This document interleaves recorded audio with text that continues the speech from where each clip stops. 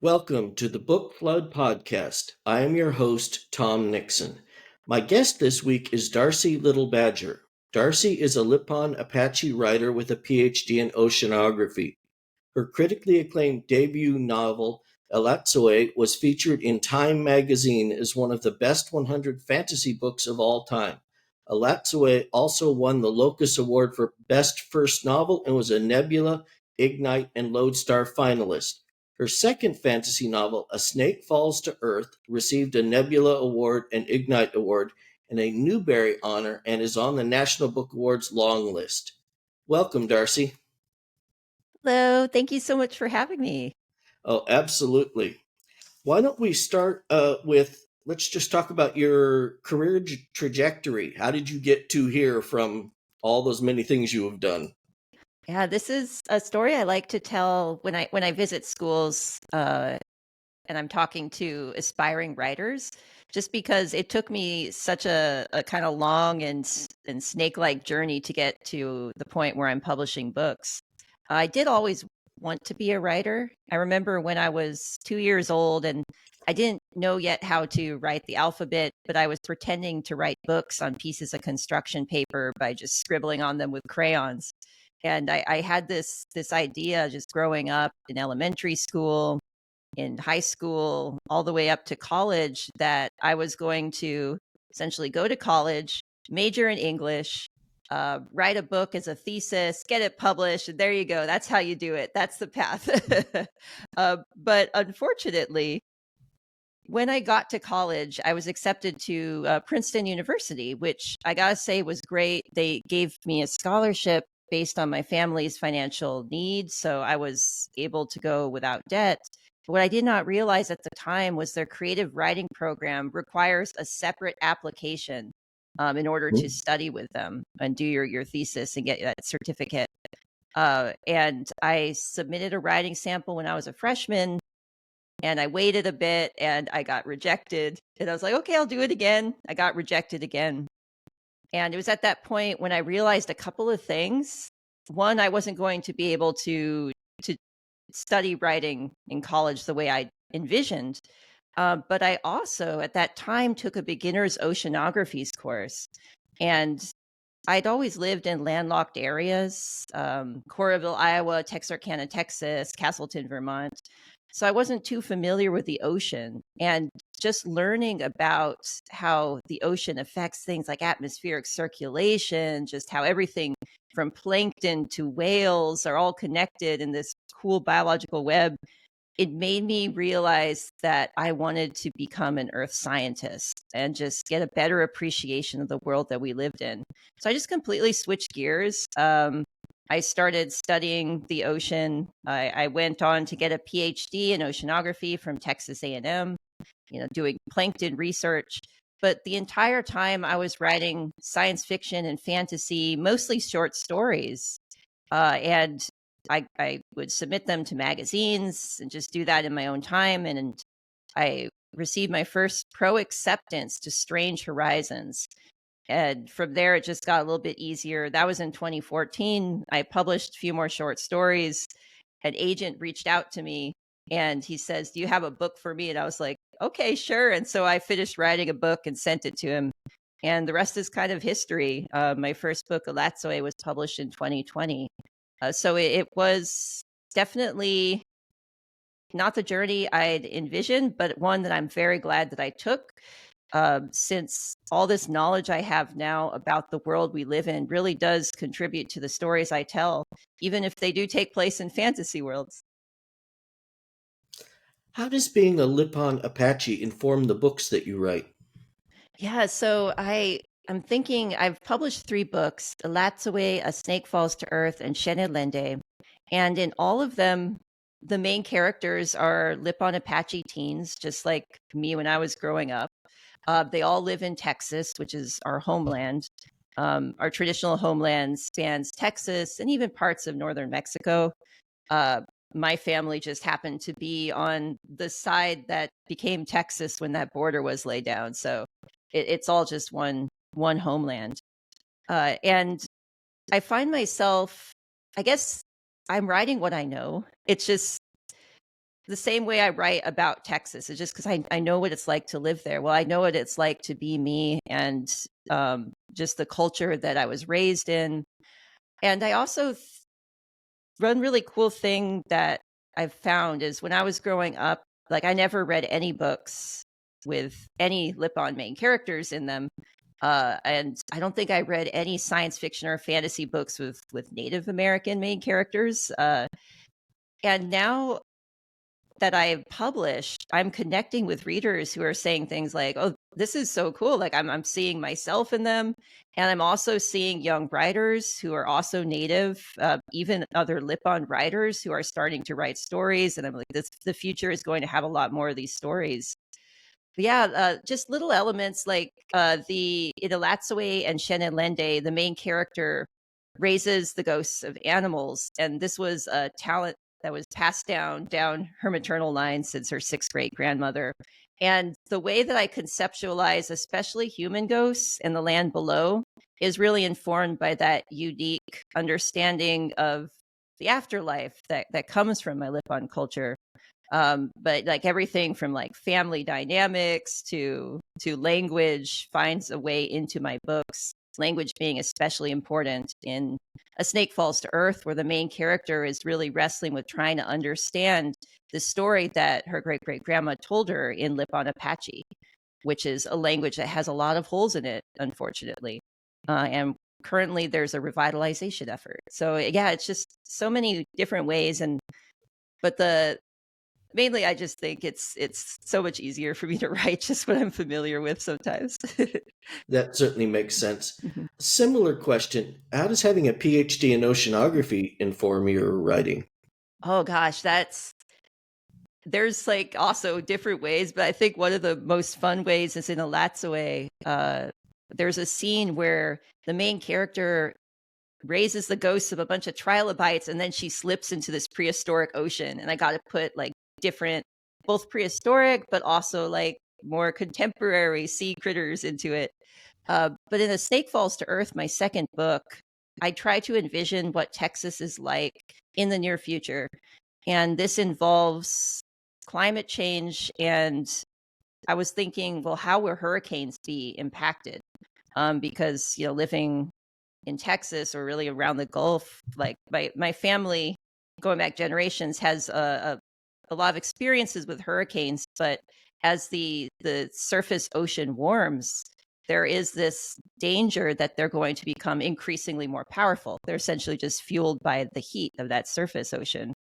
And so I was putting this understanding into the world that I was building, where things like drought going to be more extreme, the hurricanes are more powerful. I was like, how are these characters going to survive and find a way to maintain connection to their homeland despite all of these different factors that come into play? And that was a cool way where I went back to, especially when I was an undergrad, I worked with my junior thesis. I was like, is it a thesis? I think it's called something like that. But it was where I was trying to predict what the future would be like in terms of sea level based on what it was like 400,000 years ago. And so just like the lessons that I was learning from my professors during that time, I was like really drawing back onto that. So, your latest book I believe, is a prequel to Alatsue. Why did you decide to go in that direction? That was a conversation actually with Arthur Levine, who is the mind behind my publisher, Levine Corrido. I was on a call with him and my editor, and in Alatsue, it takes place in the 21st century, and the main character Ellie, has this gift of raising animals. It's like knowledge that was passed down through heroic generations. And Arthur was like, well, what if you told the story of one of those earlier generations, one of those other heroes in her family line? And I thought to myself, like, that would be cool, but what time period? Because like goes back centuries. And I realized that I haven't heard much about 1970s Texas in terms of like the Lipan people and what it was Mm. like living in Texas during that time. And yet it was a period of both like great hardship, but also a lot of coming into our strength and saying we're still here. And essentially, it was a period that had both those positives and negatives. I was like, I want to tell this story that is both in Elatsoe's universe, but draws upon these real historical contexts. And I just started writing from there. And Shenilende is the story of Ellie's grandma, Shane, when she was a teenager in 1970s. And she can also raise the ghosts of animals. And she and her mom, they search for missing people with the help of a ghost bloodhound. And during one of these rescues, her mom goes missing. And so Shane has to, on her own for the first time, find a way to bring back her family. But it's also kind of a journey of self-discovery and realization that there's still a place for her in this world. So it was a cool thing to write. I would imagine the 1970s is long before you were born. I would imagine that, but I was actually a teenager in the 1970s. Yeah. I would imagine you had to do some research on Yes. what the Lipan Apache tribe was like even in the 1970s and what Texas was like in the Oh yeah. 1970s. So I have to thank my mom for being a great beta reader, and because it was essentially telling, in a way, her story, just because she was a Lipan teen in 1970s Texas.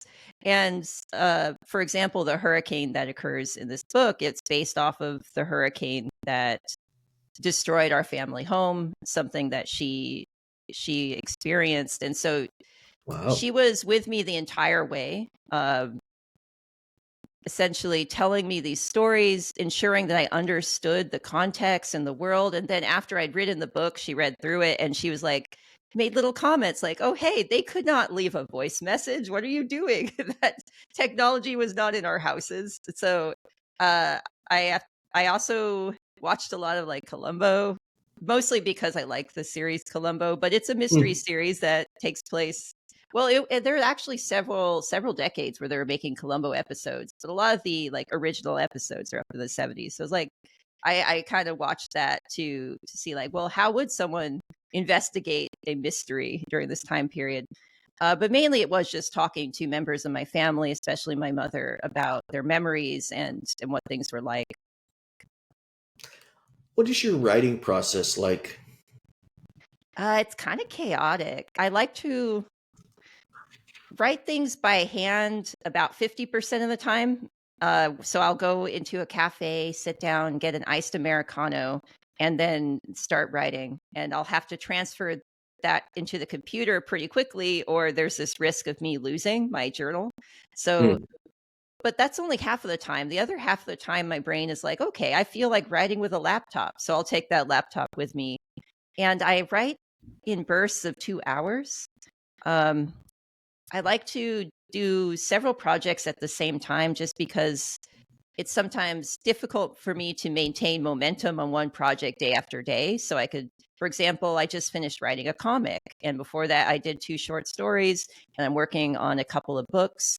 So I just kind of switch back between them depending on what I feel like inspires me at any given time. I'm also somewhat of a night owl. So if I can, I'll start working after 12 p.m. and as late as 3 a.m. And yeah, I'm still trying to get a more regular schedule down. I just recently switched to full-time writing, whereas I used to be a scientist who wrote also, and that kind of forced me to write in very specific time blocks. And now that I have all this free time, it's almost like too much time. I'm just trying to focus. Just maybe I'll make it like 2 p.m. to 6 p.m. every day, and then read after that. Um, that's probably the most concise answer I could give.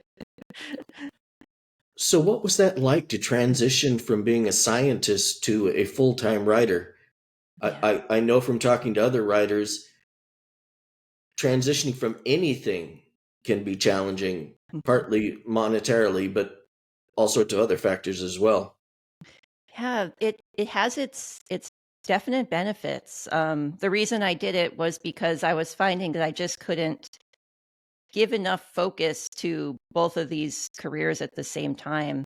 And I was able to, which is also a great a great privilege, because it's not common for a writer to be able to sustain themselves just by writing. And I'm lucky in that, my first book did well enough that I told myself, if I make as much as I'm making as a scientific editor, I will quit my scientific editor job. And that's the way it took off in a way that surprised me. So I was like, okay, I can do this. But also, like, I don't have a big family I need to support, so it's just all these things came together that made it possible.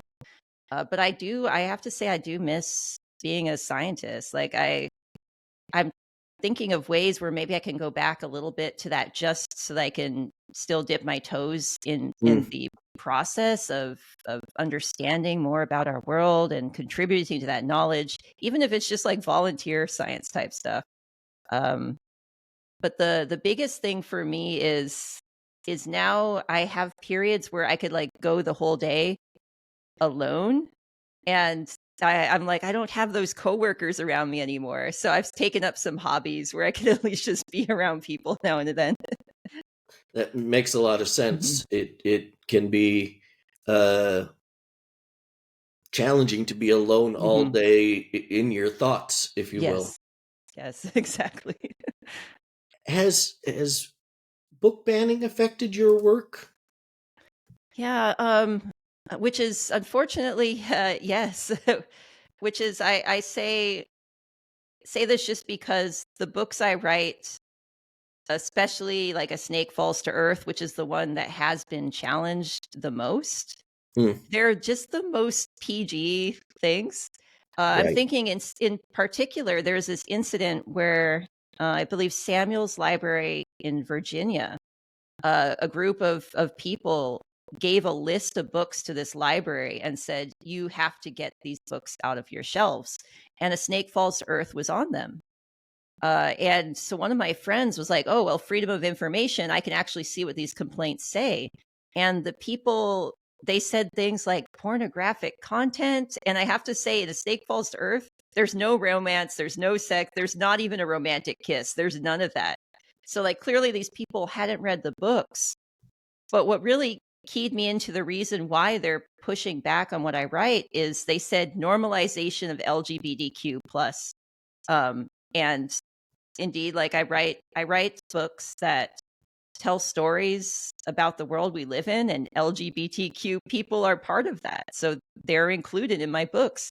And so there is this effort to, regardless of the content of the books, try to purge all of these books that might have LGBTQ characters from libraries. And it was just very disturbing to me. Um, but also, it's not something that's going to change what I'm writing.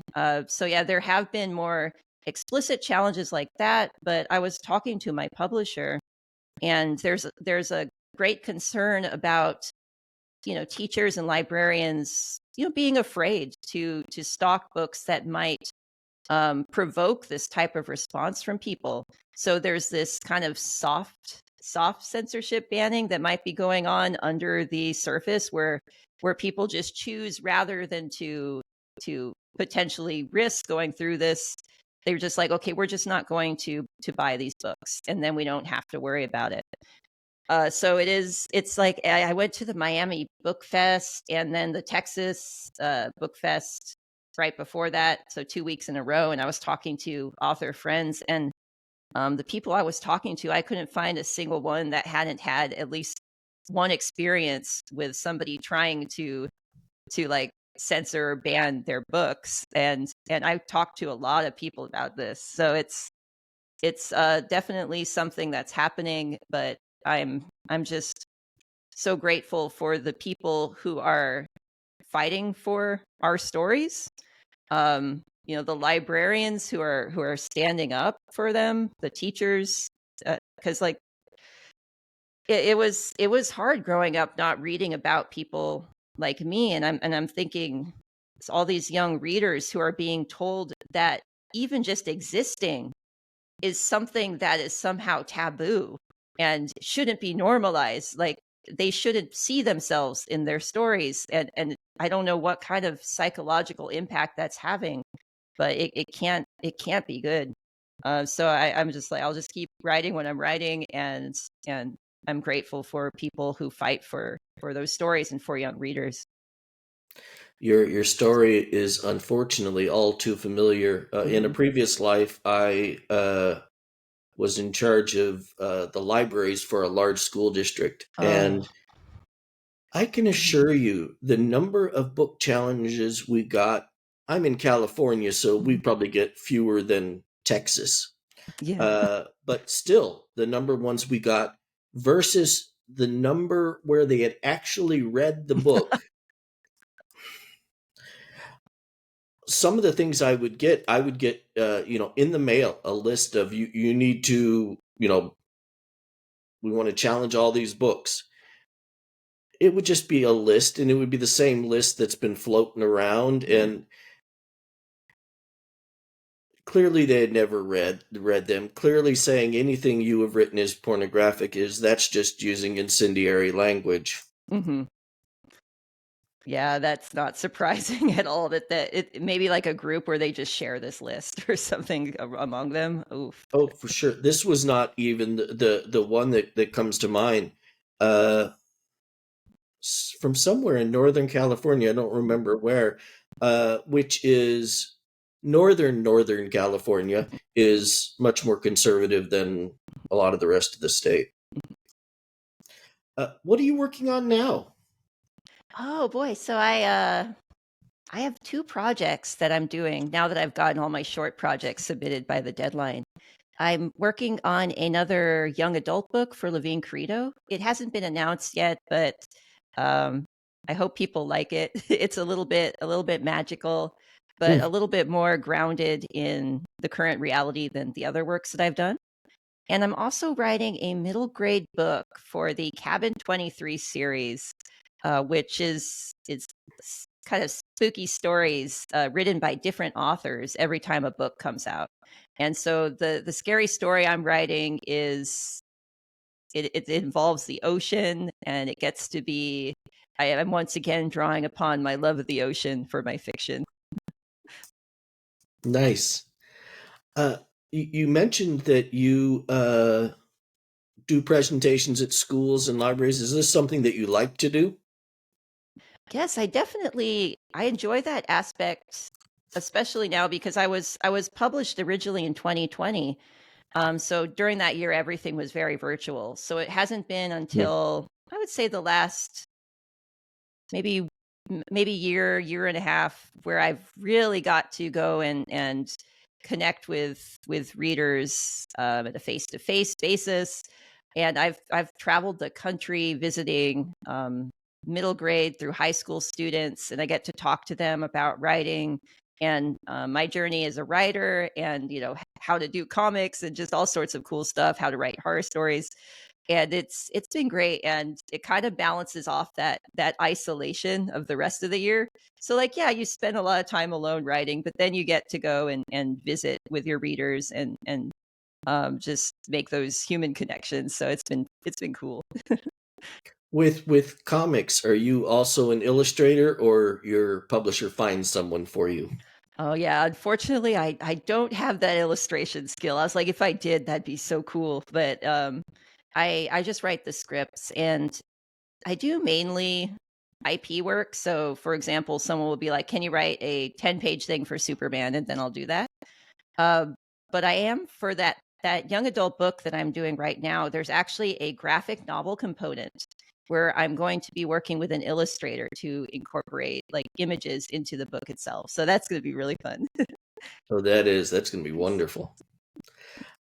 Is there a book or series of books from your childhood that still resonates with you? I did I'm thinking back when I was a child, I'd read a lot of those ongoing paperback series like Animorphs and Goosebumps, and I love the Red Wall series with the talking animals. So I think those were the three primary ones that I became a big fan of. But I'd also go and I'd read whatever was in the fantasy science fiction section. But yeah, I like that cool little mix of having the sci-fi, having the horror, and having the fantasy that I could always turn to when I wanted to escape my reality. One of my children was very much into the Animorphs series, Oh, and they collected, I want to say, maybe all of them, and certainly read all of them. wow. Your child has great taste. They do, they do.